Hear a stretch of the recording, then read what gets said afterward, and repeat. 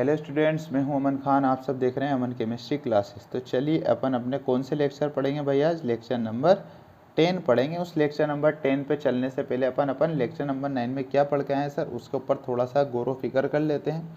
हम पढ़ रहे थे सर बोरिक अम्ल। सर ये बोरिक अम्ल क्या था? हमने बोरिक अम्ल को कैसे प्राप्त कर रहे थे? हम बोरिक अम्ल को बोरेक्स के अम्लीय जल अपघटन से प्राप्त कर रहे थे। वो तो अपन ने लेक्चर नंबर 8 में ही देख लिया था। फिर अपन लेक्चर नंबर 9 में क्या देखा? उसको हम किसको, बोरिक अम्ल को हम किसके, BCl3 के जल अपघटन से भी प्राप्त कर रहे थे। किसके सर? BCl3 के, जिससे आपको क्या मिल रहा था? BOH का होल थाइज मिल रहा था और HCl मिल रहे थे, जिसके 3 मॉलिक्यूल थे। ठीक है सर, ओके सर, याद आ गया। ठीक सर, फिर हमने क्या लिखा था? बोरिक अम्ल दुर्बल अम्लीय प्रकृति का होता है, प्रोटॉन दाता नहीं होता है, लेकिन फिर भी यह लुईस अम्ल की भांति कार्य करता है क्योंकि ईंधन त्याग रहा था। ठीक है सर, फिर हमने एक स्टार पॉइंट लिखा था। क्या लिखा था सर? बोरिक अम्ल को 373 केल्विन ताप पर गर्म करते हो तो मेटाबोरिक अम्ल में, फिर आप मेटाबोरिक अम्ल को 433 देते हो तो क्या इसमें बदल जाता है? टेट्राबोरिक अम्ल में। तथा आप जैसे ही टेट्राबोरिक अम्ल को हाई टेम्परेचर तक गर्म करते हो तो वह किस में बदल जाता है? बोरिक एनहाइड्राइड में। तीनों की रिएक्शंस में आपको लिखवा के आ चुका हूँ। उसके बाद अपना स्टार्ट हुआ था नया टॉपिक डाइबोरेन। वह भी क्या हुआ करता था? वह भी आपका बोरोन का मुख्य यौगिक हुआ करता था। डाइबोरेन में जिसका फॉर्मूला B2H6 होता है, उसके बारे में अपन पढ़ रहे थे लास्ट में। तो अपन ने उसके बारे में क्या लिखा? ये अत्यधिक जहरीली गैस होती है, ये वायु के संपर्क में आने पर स्वयं ही जलने लगती है। प्रयोगशाला में डाइबोरेन का निर्माण 2 तरीके से करा था। पहला तो करा था अपने प्रयोगशाला में। ठीक है भाई, प्रयोगशाला में कैसे करा था? सोडियम बोरोहाइड्राइड पर, किस पर भाई? NaBH4 पर I2 का योग कराया था, जिससे आपको क्या मिला था? डाइबोरेन मिला था। कचरे के रूप में Na मिला था और हाइड्रोजन गैस की निष्कासित हुई थी। और औद्योगिक रूप से आपने कराया था BF3 का जो क्रिया कराई थी वह NaS सोडियम हाइड्राइड से करा दी थी, जिससे आपको डाइबोरेन और कचरे के रूप में सोडियम फ्लोराइड मतलब NaF मिला था। ये आपके पास रिएक्शन दिख रही होगी। फिर हमने नेक्स्ट क्वेश्चन लिखा था डाइबोरेन की संरचना का स्पष्टीकरण दीजिए, जिसमें डाइबोरेन होता था B2H6, B रेखीय रूप में व्यवस्थित है, 2 हाइड्रोजन इधर, 2 हाइड्रोजन इधर और 2 हाइड्रोजन केले बंध के रूप में व्यवस्थित थे। हमने संकरण वाली संरचना भी देखी इसकी। ठीक है सर, फिर हमने इसकी एक ज्यामिति वाली भी संरचना देखी, जिसमें 2 हाइड्रोजन पे, जिसमें 2 बोरोन तो 2 सहसंयोजक बंधों से, या फिर आप कह सकते हो 1 बोरेन 3 सहसंयोजक बंध और 1 आंशिक बंध से व्यवस्थित होता है। ठीक है सर, आपका ये कौन सा भाई? लेक्चर नंबर 9 कंप्लीट हो गया। अब मैंने आपसे बोला था डाइबोरेन की संरचना पर अभी आपने संरचना ही बनाई है। ठीक है, अब हम इसके सम्मान के अंदर कुछ बातें लिखेंगे सर। ठीक है, ओके सर, लिखिए। फिर देखिए भाई, क्या लिखोगे इसके बारे में? जो अपन ने 3 संरचना बनाई है ना, उसके बारे में अपन लिखेंगे। लिखिए, B2H6 की संरचना में जो भी इस संरचना के बारे में आपने बनाया है, उस संरचना को आप शब्दों में लिखोगे भाई। B2H6 की संरचना में सिरे वाले 4 हाइड्रोजन परमाणु, ये जो आपने क्या बनाई भाई? डाइबोरेन की संरचना बनाई, इसमें सिरे वाले मतलब कोनों कोनों वाले 1 2 3 4, कितने सर? 4 हाइड्रोजन परमाणु तथा 2 बोरोन परमाणु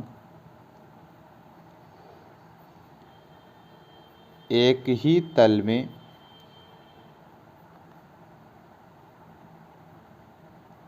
होते हैं। क्या देखा भाई? जो आपको दिख रहे हैं ना, एक तो ये 1 हाइड्रोजन, ये दूसरा हाइड्रोजन, ये तीसरा हाइड्रोजन और ये चौथा हाइड्रोजन, ये कैसे होते हैं? और ये 2 बोरोन, ये जो 4 हाइड्रोजन सिरे वाले और ये 2 बोरोन परमाणु, ये एक ही तल में होते हैं। इनको लेबोरेटरी में जब देखा गया, जिस भी यंत्र की सहायता से देखा गया, तो ऐसा पाया गया कि ये जो 4 सिरे वाले हाइड्रोजन परमाणु और ये जो 2 बोरोन परमाणु, ये एक ही तल में स्थित होते हैं, एक ही तल में होते हैं तथा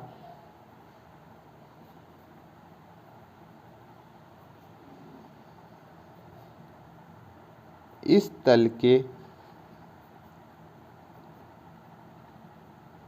ऊपर व नीचे लंबवत, इस तल के ऊपर व नीचे लंबवत दो सेतुबंध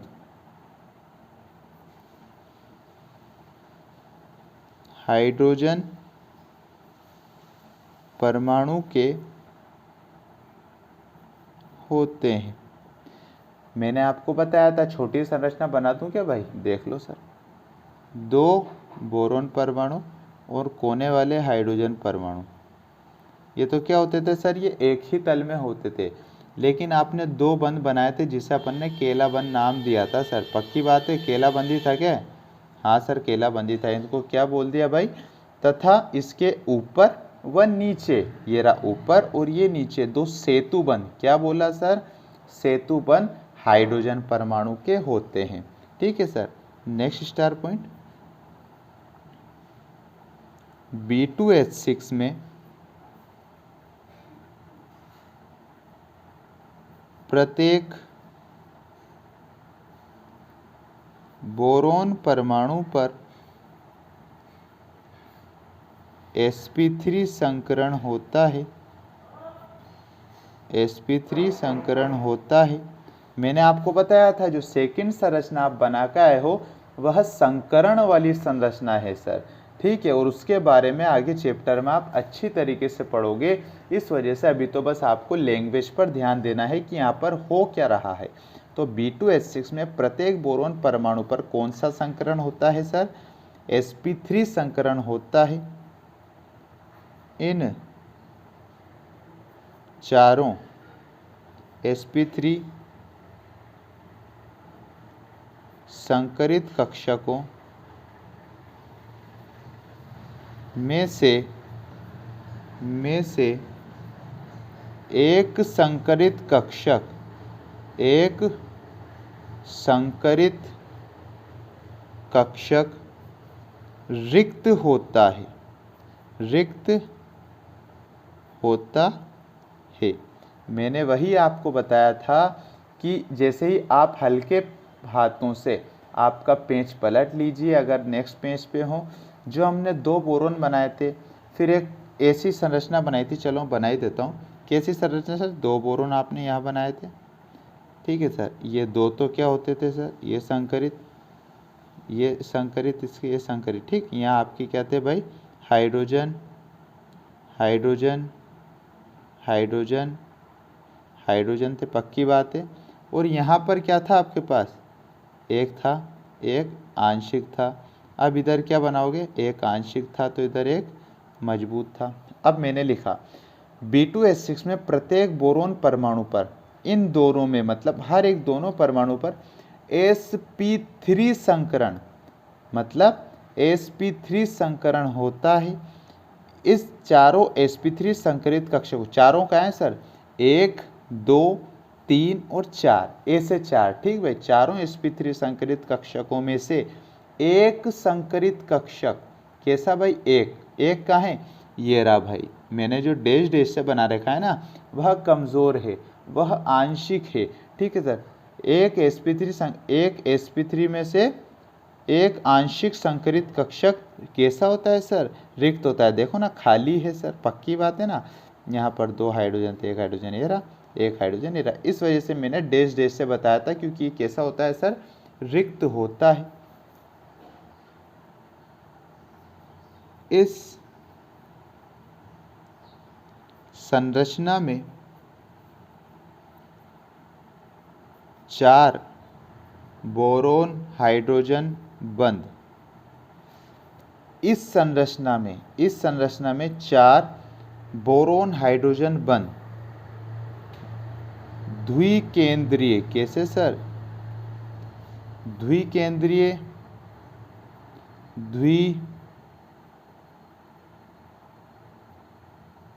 इलेक्ट्रॉनीय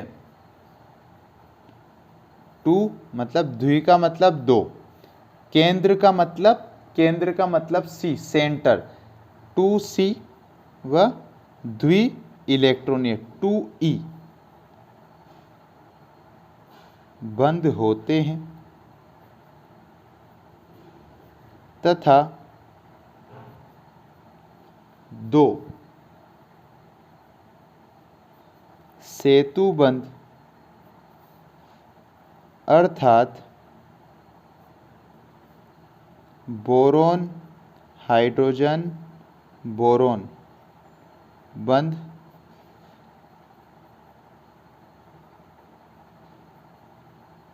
त्रिकेंद्रीय द्वि इलेक्ट्रॉनीय त्रिकेंद्रीय द्वि इलेक्ट्रॉनीय मतलब 3 तो क्या है केंद्र हैं 3C और 2E बंद होते हैं। इन्हें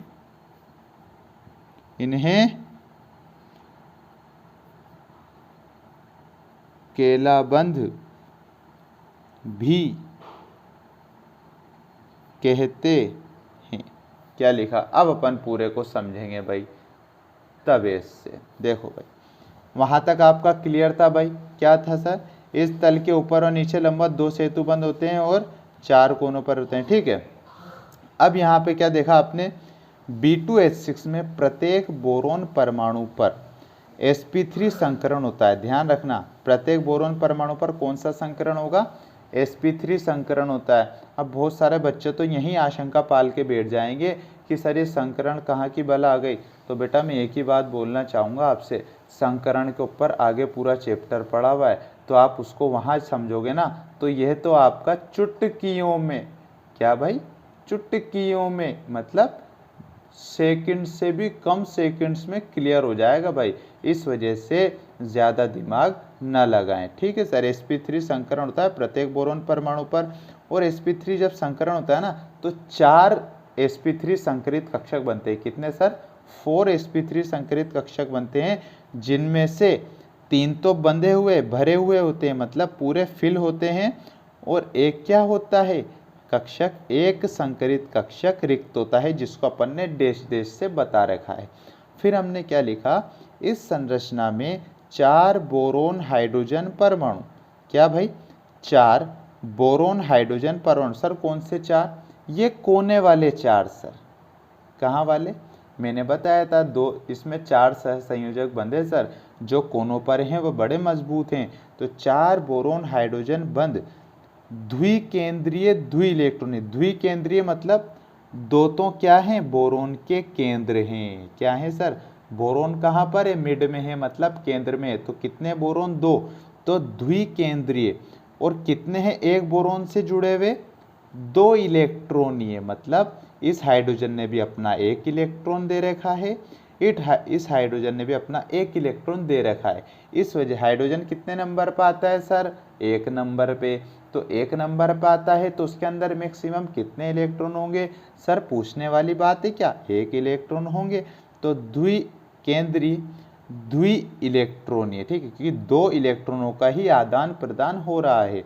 द्विकेंद्रीय द्वि इलेक्ट्रॉन मतलब 2 सेंटर और 2 इलेक्ट्रॉन बंद होते हैं, तथा 2 सेतु बंद अर्थात 2 सेतु क्या है भाई, ये रहे, यही है ना भाई, तथा 2 सेतु बंद अर्थात BHB, क्या भाई BHB, पक्की बात है ना, BHB बंद त्रिकेंद्रीय, मतलब त्रिकेंद्रीय कैसे हो गया सर, ये बताइए ना सर।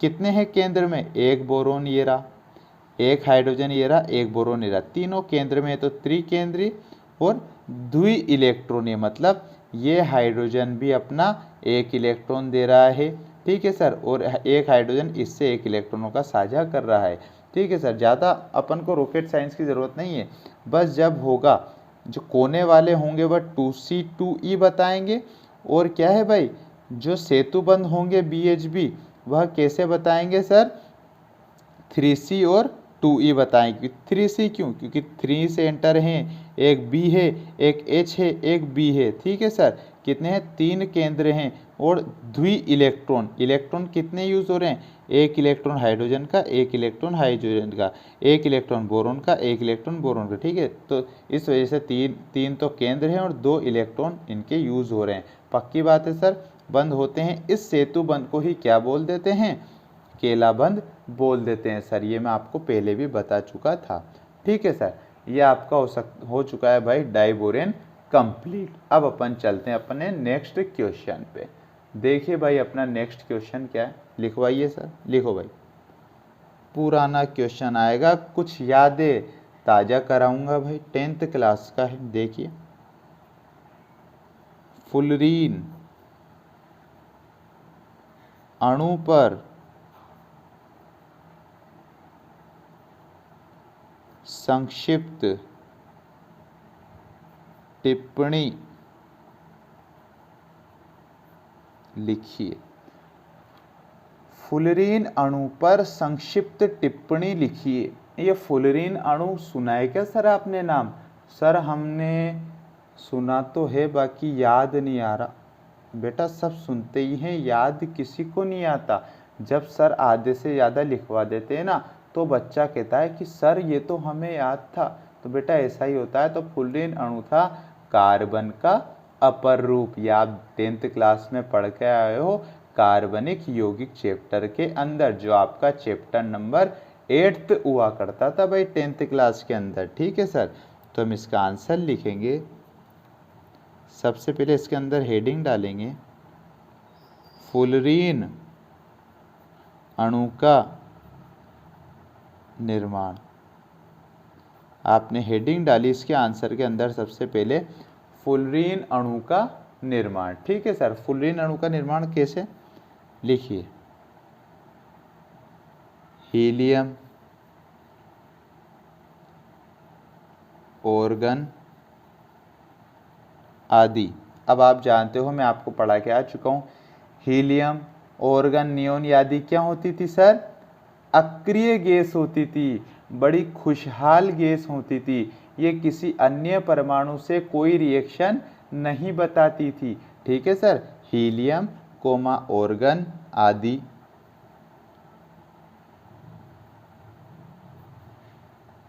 अक्रिय गैसों की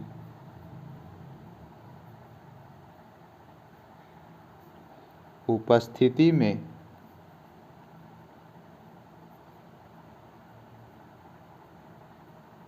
जब ग्रेफाइट को विद्युत आर्क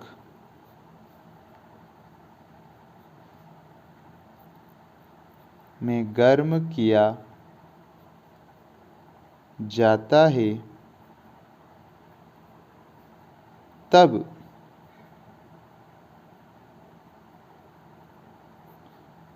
फुलरीन का निर्माण होता है। हीलियम, ऑर्गन आदि अक्रिय गैसों की उपस्थिति में, इन गैसों की उपस्थिति में जब आप ग्रेफाइट, ग्रेफाइट क्या होता है? कार्बन का पर रूप होता है। ग्रेफाइट को विद्युत आर्क मतलब एक विशेष भट्टी में गर्म कर रहे हो, तो किसका निर्माण होगा? फुलरीन का निर्माण होता है। Paragraph change. और फुलरीन वाष्पित लघु CN अणुओं को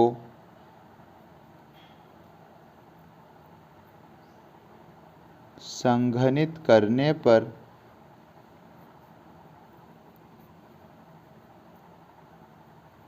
प्राप्त कज्जली पदार्थ में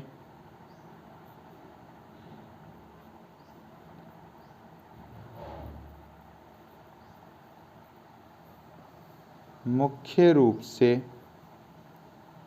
C60, कुछ अंश C70 तथा अति सूक्ष्म C70 तथा अति सूक्ष्म मात्रा में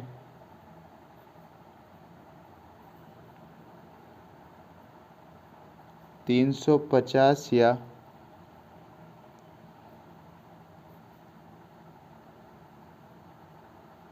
अधिक संख्या में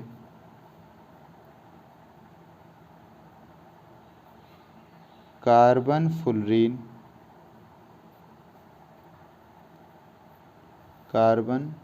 फुलरीन में पाए गए फुलरीन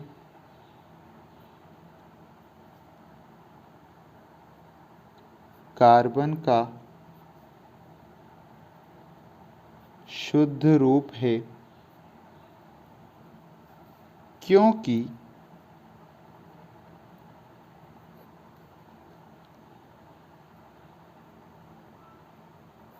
फुलरीन में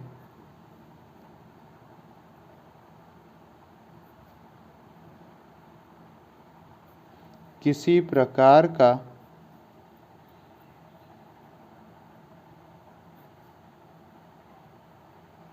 झूलता बंध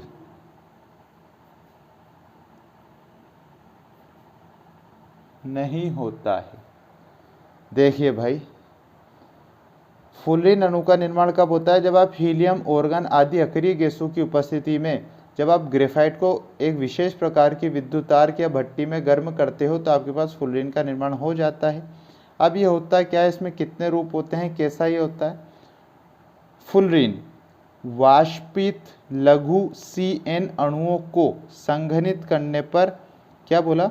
वाष्पित लघु CN मतलब कार्बन के N अणु, मतलब कार्बन की बहुत अधिक संख्या में अणुओं को संघनित करने पर, मतलब उनको इतना हाई टेम्परेचर पर संघनित करने पर प्राप्त कज्जली पदार्थ में जो पदार्थ बनता है, दोबारा एक और बार देखिए, वाष्पित लघु कार्बन को, यूँ समझना, वाष्पित लघु कार्बन को उसमें कितने भी अणु मतलब N अणुओं को आपने क्या किया भाई? संघनन की क्रिया आप जानते होंगे, संघनित किया, और उससे आपके पास जो प्राप्त कज्जली पदार्थ मतलब बिल्कुल काला पदार्थ में मुख्य रूप से, उस काले पदार्थ के अंदर मुख्य रूप से C60, कुछ अंश C70 तथा बहुत कम मात्रा में 350 या अधिक संख्या में कार्बन फुलरीन में पाए गए।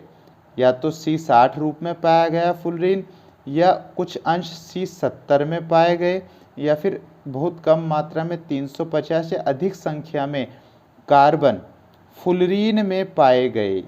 इस फुलरीन में क्या क्या पाया गया? या तो कार्बन की संख्या 60 मतलब 60 कार्बन फुलरीन के अंदर, या 70 कार्बन फुलरीन के अंदर, या बहुत अति सूक्ष्म मात्रा में 350 या अधिक संख्या में कार्बन फुलरीन में पाए गए।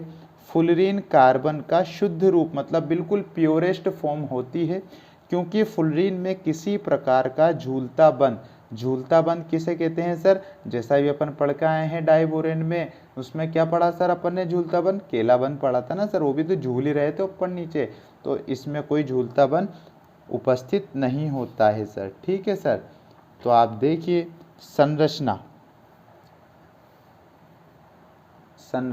बनाना नहीं है भाई, केवल संरचना लिखनी है। संरचना तो आपकी बुक में दे रखी है, आप बना सकते हो, कोई दिक्कत नहीं है। स्टार पॉइंट, फुलरीन की संरचना पिंजरानुमा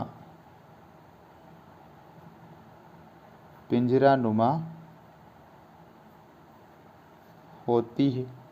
क्या बोला भाई? संरचना के अंदर पहला स्टार पॉइंट, फुलरीन की संरचना पिंजरानुमा होती है। पक्की बात है? ठीक है सर, बिल्कुल सर पक्की बात है।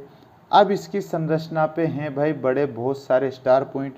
ठीक है, तो अब मैं इसकी संरचना भी आपको, आप बोलते हो तो पूरी बनवा दूंगा, पूरे स्टार पॉइंट भी लिखवाऊंगा। इससे अपना क्या है, लेक्चर क्या थोड़ा कुछ ज़्यादा ही बड़ा हो जाएगा।